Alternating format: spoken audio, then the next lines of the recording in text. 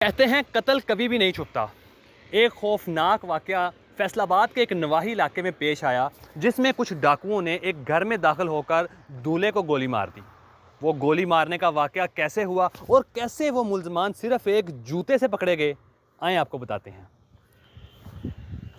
उस मौके पे आता है, वो कहता है ये जो जूता है ना, ये तो मेरा है, ये डाकू मेरे उधर मेरी हवेली से पहन के आए हैं मेरा। चूँकि डाकू का जब वो वारदात करने के लिए आते हैं तो उनका जूता रास्ते में कहीं टूट जाता है, वो उसका जूता पहन के इधर आ जाते हैं, इधर पे वो छोड़ जाते हैं, जिससे ये कोरिलेट हो जाता है कि जो दोनों वारदातें जो हुई हैं वो एक ही मुल्ज़मान ने की हैं।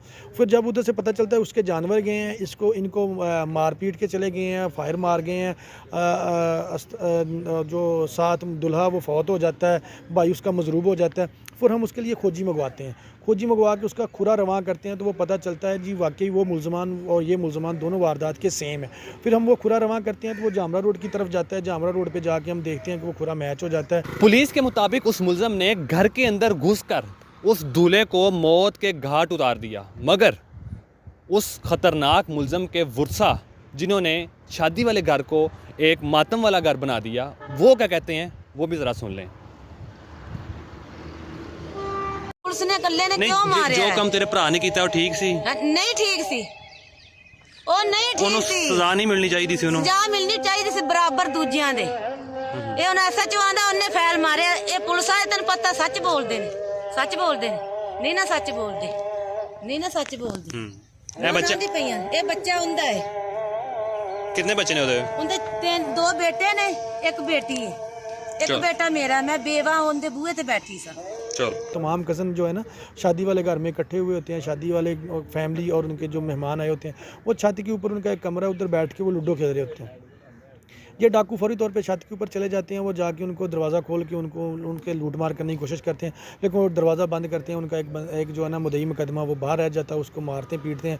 बाकी लोगों को फिर उसके जो है ना दुख महसूस होता है, वो फौरी तौर पे बाहर निकलते हैं। जो एक मुल्ज़म होता है उसके पास, जिसके पास राइफ़ल होती है और एक के पास पिस्टल होता है, पिस्टल वाले बंदे को वो पकड़ने की कोशिश करते हैं तो वो फायर लग जाता है उमैर के, वो तकरीबन छाती के थोड़ा सा नीचे लगता है। उमैर जो जिसकी शादी होती है, और वो फायर मारने के बाद भाग जाता है। मुद्दई मुकदमा जो होता है तनवीर, उसका भाई उसके पीछे भागता है। उसके बाद वो फौरी तौर पे दूसरे भाई उसको पकड़ने की कोशिश करते हैं, वो पकड़ तकरीबन उसको लेते हैं, लेकिन जिसने फायर मार के भाग गया होता है फिर वापस आता है, फिर आके फायर मारता है।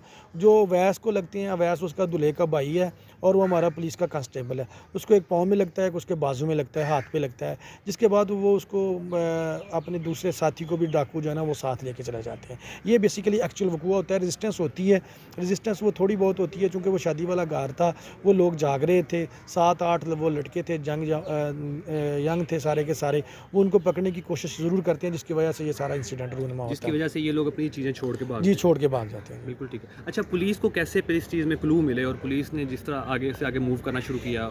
पुलिस को इस तरह इसका क्लू मिले कि वो जब अब हम उस मौके पे मौजूद होते हैं तो वो जी आसिफ की कॉल, जिसके साथ वारदात होती है, उसकी 15 की कॉल मसूल हो जाती है कि कोई 2-3 डाकू आते हैं और उसको बांध करके उसके जानवर स्नैच करके ले जाते हैं। हम उसको जब अटेंड करते हैं तो वो उसको उस मौके पे ले जाते हैं, उसके लिए उसके साथ मैच करने की कोशिश करते हैं। तो जब